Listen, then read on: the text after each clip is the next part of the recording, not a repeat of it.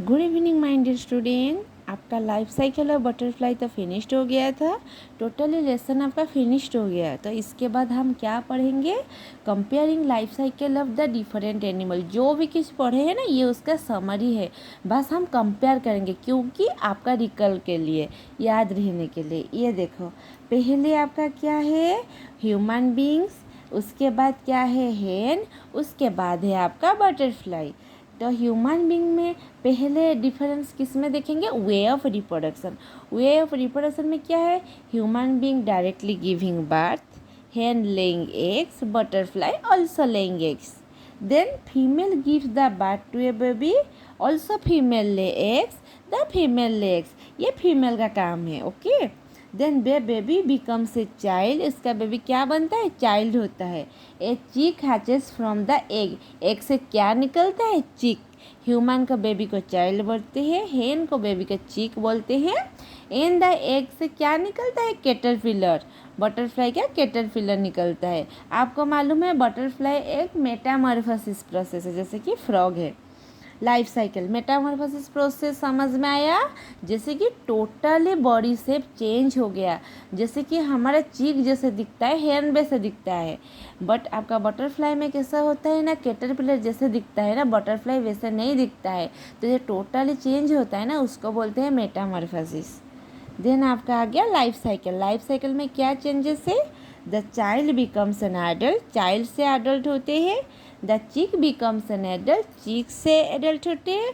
But butterfly का तो आपको मालूम है बहुत सारा स्टेजेस है। जैसे कि पहले कैटरपिलर। कैटरपिलर क्या करता है? कोकोन अराउंड करता है उसके अंदर से। देन कौन सा फॉर्म में आता है? प्यूपा और क्राइसेलिस। देन उसके बाद क्या है? The pupa goes through the Metamorphosis and changes into a butterfly inside the cocoon. The butterfly comes out of the cocoon. Then cocoon से butterfly आता है। ये देखो, different animal reproduce differently. This depends on the several factors. Some of the factors are as follows. Places where the animal live. Animal कहाँ रहते हैं? Animals such as frogs and finks lay eggs in the water. आपको मालूम है frog और fix water में laying करते हैं egg. The young ones have gills which help them breathe and survive in the water. आपको तो ये मालूम है जो भी वाटर में रुकता है उनका गिल से वो ब्रीदिंग करते हैं, ओके। रेस्पिरेटरी सिस्टम उनका क्या होता है ना? Gill. Higher chances of survival. Fish and frog lay eggs, large number of eggs, जैसे कि ये है 10,000 30,000. Not all the eggs survive as they might be eaten by other animals.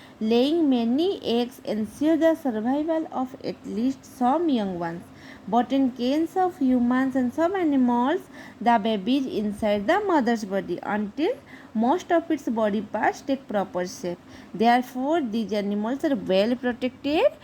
Such animals have fear young ones. ये देखो, ये जो बाहर देते हैं ना एग, उन लोगों का एग जब बाहर होता है ना, उनके मन में डर होता है ना कोई भी आके उनका एग को तोड़ देगा, जैसे कि वो डिस्ट्रॉय हो जाएगा, तो उनका डर रहता है। बट ह्यूमन और एनिमल का क्या होता है? वो जो मामा के पेट में रहते हैं ना, मदर्स के पेट में, तो क्या होता है ना, उनका वेल प्रोटेक्टेड में रहते हैं, उनको इतना कुछ नहीं होता है। बट ये क्या है? ह्यूमन और एनिमल का यंगर वंस बहुत कम है, बट इन लोगों का ज़्यादा होते हैं, okay. Thank you my dear student. Please like, subscribe and share my channel.